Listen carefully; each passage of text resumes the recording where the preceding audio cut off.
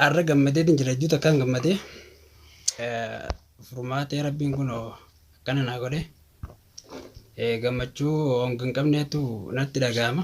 Alhamdulillah takkanaatiin isin jaagaa'ee waan isin na goote isin hundinuu quba qabdanii tokkollee nu wallaalaaf hin dhabdan jechuu badeeti. Anarraa warri akka kiyya gammadu oo jiraate kana keessatti aaroo jiraates komantiidhaan adda isin baasa waan isin taatan. Garuu immoo namni asirra dhaamsa dhaamuuf baarii fi batiyaa maamme as keessaa dhaabbadha. Jarri kun waan akka malee na godhanii waan jiraniif asirratti isin dhaabbachuu qabdanii isin ijaa hojii jara kanaa keessaa dhaabbadhaa. Jarri kun jaraa miti waan isaan hidhanii na godhan anumaatu beeka. Ibidda marra bu'ee guba waan ta'eef takkanaatiin isin jaa akkana ta'uu kana keessatti ifaa yaadattu ana miskiina kan akkas godhuu turte waan ta'eef